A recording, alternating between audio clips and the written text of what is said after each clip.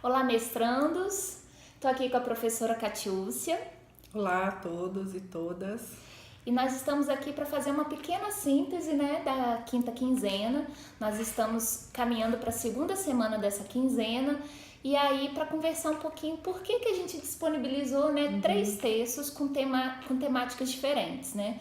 Temática da avaliação, do currículo e do financiamento educacional. Essas três temáticas, elas compõem a agenda, né, de reformas educacionais ocorridas no Brasil na década de 90. E se a gente for pensar dentro de um cronograma mais histórico, primeiro a gente tem então as avaliações em larga escala, a partir da implementação do SAEB em 1990. Em 96, 97 a gente tem aí a publicação dos parâmetros curriculares nacionais do ensino fundamental. Imediatamente após, nós temos então a implementação então do Fundef, né, que é o Fundo de Valorização do Magistério, que vincula um orçamento específico para o ensino fundamental. E aí, por que a gente pensar essa articulação? Na verdade, a gente chega na década de 90 com um diagnóstico bastante negativo a respeito da educação brasileira, né?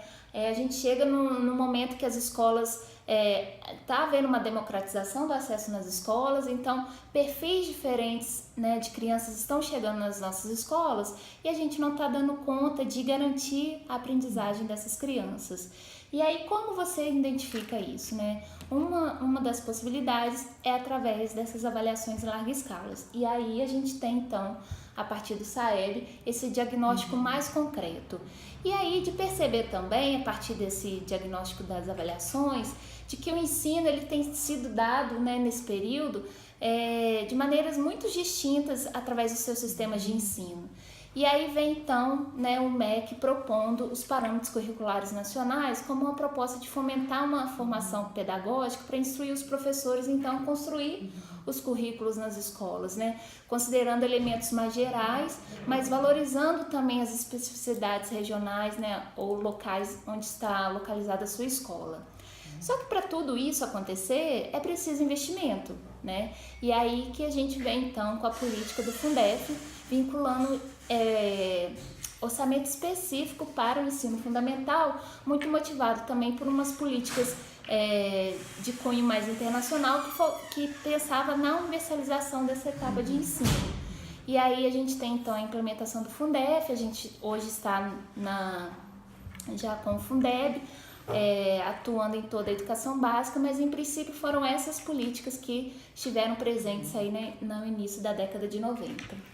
E complementando um pouco o que a Rafaela está trazendo para a gente, é importante pensar também que todas essas modificações que a gente percebe a partir da década de 90 no Brasil também são reflexos de um cenário internacional que vocês também tiveram a oportunidade de conhecer nas quinzenas anteriores, mas que marcadamente a década de 90 foi conhecida como a década da educação. Em 1990, a gente tem a Conferência Mundial de Educação para Todos, que acontece em Jomtien, na Tailândia. Posteriormente, outras conferências que vão dizer um pouco dessa necessidade de pensar uma educação de qualidade, uma educação para todos. Esse foi o grande lema, inclusive, da Declaração Mundial. O Brasil é signatário dessa declaração. Então, todos os países em escala mundial se comprometeram com melhorias no cenário, no contexto educacional, de acordo com as suas necessidades. E houve um investimento de capital internacional muito grande nisso. A gente não pode esquecer do papel que o Banco Mundial, que o Fundo Monetário Internacional tem na possibilidade de financiar as políticas educacionais que os países seguiram fazendo a partir da década de 90.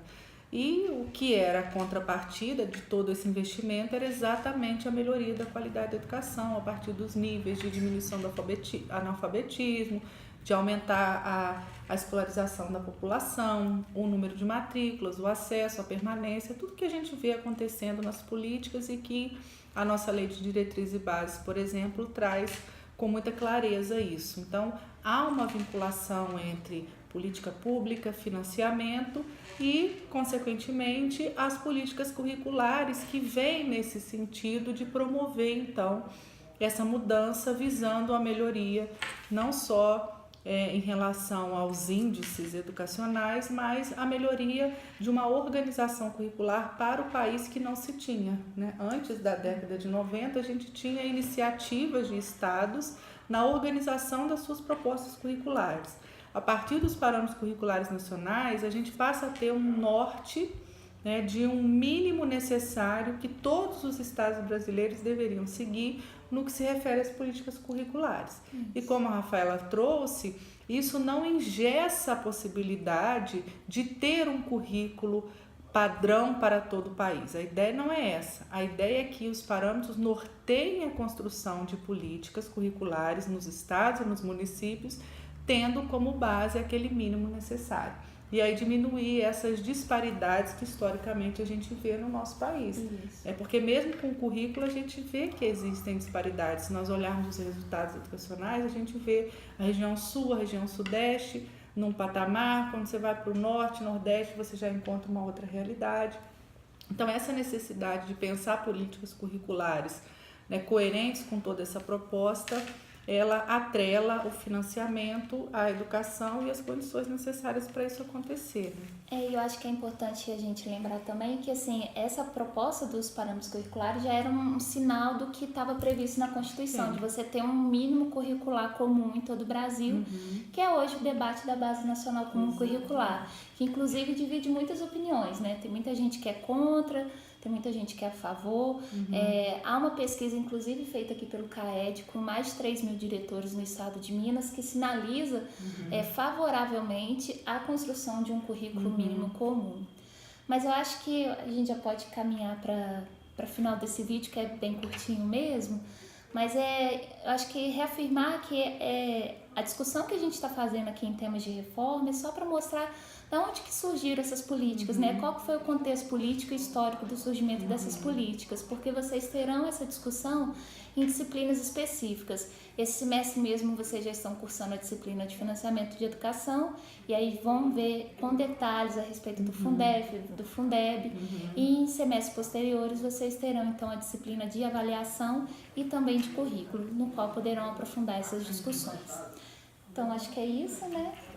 Eu acho que a ideia é que vocês também, a partir dessas leituras, construam análises críticas a respeito dos temas e tenham clareza dessa articulação que a gente está tentando mostrar nessa disciplina que, como a Rafaela trouxe, é sempre articular as discussões que nós fazemos em relação a currículo, financiamento, avaliação, com um cenário e com um contexto político maior. Né? Porque nada acontece por acaso, né? A gente não tem políticas formuladas da noite para o dia e às vezes quando a gente está na escola a gente acha que é assim, né? Você está lá no chão da escola, chega o parâmetro, e agora? Da onde isso surgiu? Como é que isso nasceu? Isso está articulado a um contexto maior e o Brasil está dentro desse contexto, né? Com todos os problemas e dificuldades que nós ainda temos na consolidação de uma base nacional curricular comum, como a Rafaela muito bem lembrou, o debate atual da base e as discussões mais contemporâneas, a gente precisa estar atento e fundamentado, né, para se inserir nesse contexto, nessa discussão com um olhar mais crítico e mais esclarecido sobre as políticas públicas educacionais. Então, a gente agradece vocês, desejamos bons estudos, se preparem para a próxima quinzena que está por vir. Aliás, né, é importante que vocês sempre estejam atentos aos estudos e até uma próxima. Até mais.